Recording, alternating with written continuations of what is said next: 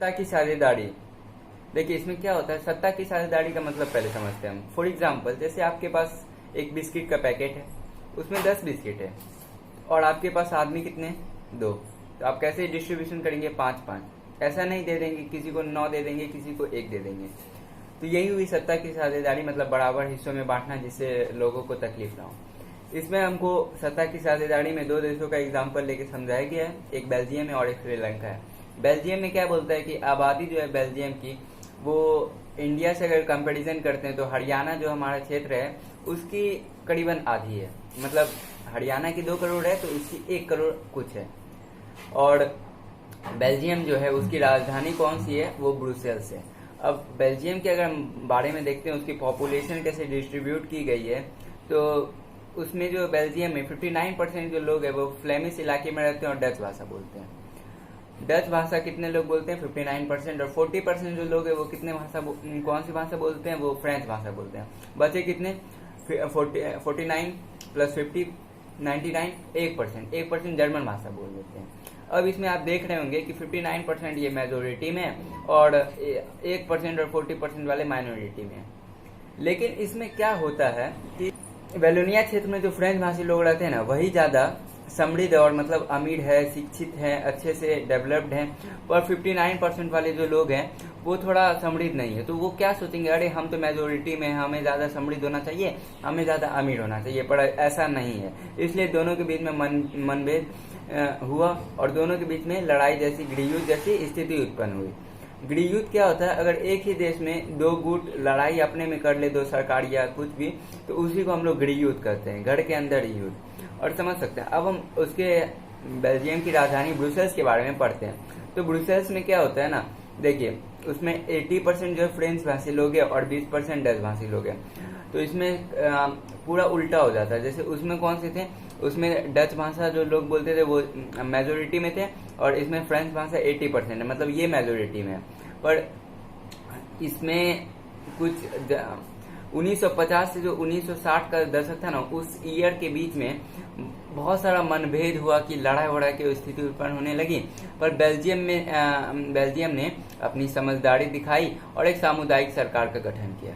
तो इसमें क्या होता था ना कि जैसे कि मेजोरिटी वाले जो लोग हैं उसको पूरा ही नहीं मिल जाएगा सत्ता कि हाँ मेजोरिटी में, जैसे कि यहाँ पे कौन है, यहाँ पे आपका बोल सकते हैं डच है, तो डच को ही नहीं मिल जाएगा पूरा सत्ता। दोनों के बीच में इक्वल डिस्ट्रीब्यूशन रहेगा कि इतना इसके लोग रहेंगे, इतना इसके लोग रहेंगे। समझ रहे हैं। तो हमारे दूसरे देश श्रीलंका पे। तो श्रीलंका में देखिए क्या होता है। सबसे पहले श्रीलंका में आप जानिए कि कौन बहुसंख्यक है, कौन अल्पसंख्यक है, क्या पहले पॉपुलेशन डिस्ट्रीब्यूशन देखिए। तो श्रीलंका में जो है वो आपका सिंहली नाम की कुछ भाषा बोलने वाले जो लोग हैं वो 74% है, 74% है। और आपका वहीं पे तमिल भाषी लोग जो है वो आपका 18% हो जाते हैं। तो तमिल भाषी में भी आपको डिस्ट्रीब्यूशन हो जाता है, एक भारतीय मूल के तमिल और एक श्रीलंकाई मूल के तमिल। आप सोच रहे होंगे श्रीलंका है तो श्रीलंकाई मूल के तमिल तो होंगे, उसमें कोई आश्चर्यजनक बात नहीं है। पर ये क्या, इसमें भारतीय मूल के तमिल वो क्या करने गए वहां पे और उनको गिनती भी कर लिया गया, ये कैसे हो सकता है। तो ये सारे सवाल के जवाब हैं। देखिए पहले हम पे जो अंग्रेज थे वो शासन कर रहे थे, समझिए गौर से इस बात को। अंग्रेज शासन कर रहे थे, वो क्या करते थे, बगानों में काम करने के लिए ले जाते थे इंडियंस को जो ले गए श्रीलंका बगानों में काम करवाने, वो वहीं पे रह गए। अब वो आने की कोशिश नहीं की कि चलो चलते हैं भारत, अब वो वहीं पे रह गए, वहीं पे उनको उनकी संस्कृति पसंद आ गई, वहीं पे रह गए, उनके बाल बच्चे वहीं रह गए। तो मतलब वहीं क्या बोलते हैं, बस गए अच्छे से। तो वहीं पे 5% जो है वो भारतीय मूल के तमिल थे। अब समझ गए, श्रीलंकाई मूल के तमिल और भारतीय मूल के तमिल। और कितने, अब 7% जो है वो आपके ईसाई है, ईसाई धर्म के लोग। और इसी कारण 74% जो लोग हैं अब वो सोच रहे थे कि अब तो सत्ता जमाना पड़ेगा, हम तो मेजोरिटी में हैं। तो वो कितने थे, 74%, 74%, जो बहुत ज्यादा हो गया। तो 1956 में एक कानून आया जिसके तहत क्या बोला गया कि सीनू जो है ना उसी को राजभाषा घोषित कर दिया जाए। ये क्या, ये तो मतलब पूरा अलग ही हो गया। तो सीढ़ी को ही अगर राजभाषा घोषित कर दिया जाएगा तो तमिल वालों को परेशानी नहीं होगी।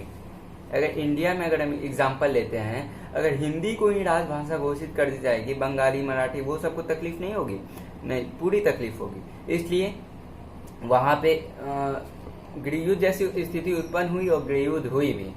ये बात मानना पड़ेगा, गृहयुद्ध हुई क्योंकि वहां पे बहुत ज्यादा स्थिति खराब हो गई थी। और 1980 के दशक में ना उत्तर पूर्वी जो तमिल इलाके थे वहां पे भी वो लोग तमिल लोग जो थे वो अपनी सरकार बनाई, सोची कि अब तो नहीं लड़ाई करके ही हासिल हो गए, इसलिए गृहयुद्ध चली और 2009 तक ना गृहयुद्ध समाप्त हो गए।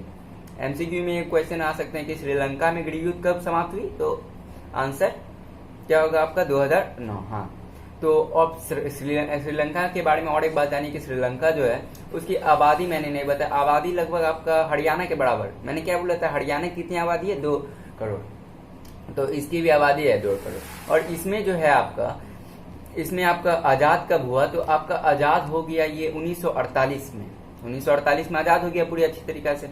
अब देखिए इसमें बात करते हैं, बेल्जियम ने तो समझदारी दिखा के गृहयुद्ध जैसी स्थिति जो उत्पन्न हो रही थी तो उसको तो समाप्त कर दिया, लेकिन श्रीलंका में ऐसा नहीं हो पाया, इसलिए सत्ता की साझेदारी जरूरी है। अगर ये वाला क्वेश्चन आ जाए कि सत्ता की साझेदारी क्यों जरूरी है, तो आप कह देंगे कि हाँ जरूरी है सत्ता की साझेदारी, क्योंकि बेल्जियम में हमने देखा कि बेल्जियम ने सत्ता की साझेदारी करके वहां पे गृहयुद्ध जैसी स्थिति को उत्पन्न करने से रोक लिया और श्रीलंका में ऐसा नहीं हुआ, इसलिए वहां पे गृहयुद्ध हुई और बहुत सारा हानि पहुंचा सबको। यही सब कुछ बात है। सत्ता की साझेदारी जो आपके बुक में लिखा हुआ है, एक लाइन मैं पढ़ के सुनाता हूँ, सत्ता की साझेदारी दरअसल लोकतंत्र की आत्मा है। ये बात जानते हैं कि भारत में ना न्यायपालिका है, फिर कार्यपालिका है, फिर विधायिका है। इसमें क्या होता है, इसमें इन तीनों के बीच भी सत्ता का बंटवारा होता है। अब इन तीनों के बीच जो सत्ता का बंटवारा होता है उसे हम क्या कहते हैं, उसे हम नियंत्रण और संतुलन की व्यवस्था करते हैं। ये क्या हुआ, नियंत्रण और संतुलन। इससे इस वर्ड का मतलब आप अच्छे से तब समझेंगे जब आप मेरी इस बात को बहुत गौर से सुनेंगे। देखिए क्या होता है, देखिए न्यायपालिका जो है उसकी नियुक्ति कौन करता है, कार्यपालिका। कार्यपालिका करता है न्यायपालिका की नियुक्ति। उसके बाद बोल रहा है न्यायपालिका ही कार्यपालिका और विधायिका द्वारा बनाए कानूनों पर अंकुश रखती है।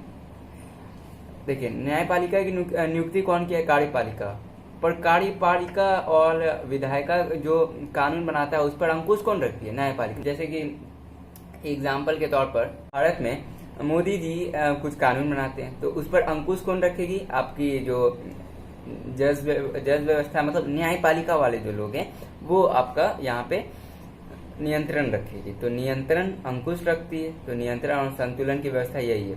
एक बार आप मेरे इस लेक्चर को देखने के बाद एनसीईआरटी बुक को फुल्ली रीडिंग करें, एक बार हाईलाइट के साथ पूरी अच्छी से तरीका से पेंसिल लें, हर एक लाइन को पढ़े गौर से, समझ गए।